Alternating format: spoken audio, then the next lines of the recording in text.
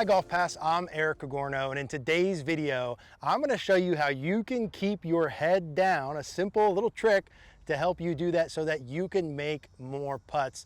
If you've been golfing for a long time like me, inevitably you've hit a bad shot and you said, gosh, I lifted my head up, right? Or maybe someone said that to you before. All I got to do is keep my head down. Well, maybe whether that's true or not for the full swing shots out on the course, it's very true for the putts. Okay, if we watch really good putters, especially if you want to make those 3 to 10 foot putts, and we watch their eyes through impact, we see very steady eyes and we see a head that stays down. Okay, the idea here is when I'm hitting these putts, I want to be able to roll the ball to the target and almost not even look, right? You've seen some players literally keep their eyes down. Now, when you do that and when you're going to putt, you don't actually have to keep your eyes down way after you hit, but what you most certainly cannot do is have your eyes going up towards the target really early when you come down. I see a lot of golfers, we're so anxious to see what did the ball do, right? Did it go in? I'm just hoping for it to go in. I'm trying to guide it in, and that never leads to good results. Specifically, if you're someone who comes through and the head and the eyes go up, a lot of times you're gonna have poor contact. Imagine if my eyes and my head are lifting up, that putter head oftentimes, I'm actually gonna hit the ball in the bottom part of the putter. I'm not gonna have good speed control. I'm gonna have pulls and pushes and just anxious over the putts. When in fact, all I really wanna do is make a good stroke, try my best to get the ball started on line, and then whatever happens, happens. It's a much more relaxing way to approach your putting. And ironically, it's gonna work better. You're gonna hold more putts. And so to not have you lift your head so much and actually keep your eyes down, I'm gonna give you a little drill here. And there's a couple ways to do this. I've got a ball marker that I'm gonna use. And what I want you to do, and you can try this out on a putting green or at home, is I want you to put a ball marker on the ground and actually take your golf ball and put it right on top of the marker. And so when you put this on, you can use a ball marker or a quarter and balance it on there so it sits right on top. Now I know when I'm gonna hit this putt that there's a ball marker underneath there, right? And so what I want your focus point to be here when you come through is I want you to hit the ball and then look down at the ball marker for a 2 count.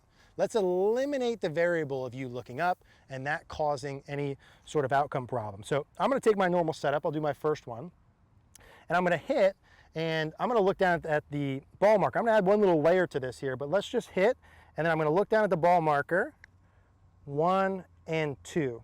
Now I don't know what that putt did, and the point is I don't care what that putt did in the beginning. I wanna know that I didn't make a poor stroke. I wasn't anxious about the outcome based on me trying to control what the ball does. Now what I would do to add a layer to that is I know I've got a little logo here. I've got a logo on my ball marker. I wanna get specific with what I'm actually looking for when I look at the ball mark after I putt. And I like to have my players do that with about a 2 to 3 count. We're gonna hit the putt, I'm gonna go 1, 2, and I'm still looking down, then I can look up and see what the ball did. If you do this for a little bit, and I really wanna get in the zone when I'm putting, I may even add a little layer to this and say, hey, before we look at the ball mark underneath the ball, let's also have a focal point on the golf ball when I'm taking my setup. If I asked you, hey, when you're putting, what are you looking at? Some people say, I don't know, the ball, I'm looking on the right side, the back side, whatever. I would actually pick a dimple, so something more specific. So what I'm gonna do is I got a dimple on the golf ball. Now, why do I wanna have a focal point of a dimple?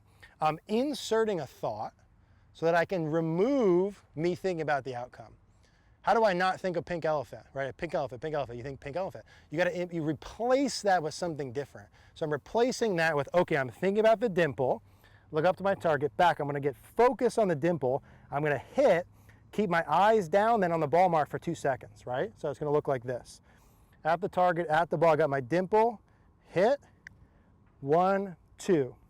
Now I hit that solid, that was a solid putt, and I had no pressure. For me, I wasn't worried about what the ball was doing, okay? And I want no pressure, I want no tension when I go play and I go putt. So obviously the proof will be in the pudding. Listen, you gotta test this for yourself and see, hey, do I putt better or worse with that? But get used to doing this in your pre-shot routine. You can practice this right at home and take that out of your stroke. I see that so often. people missing putts because they lift up.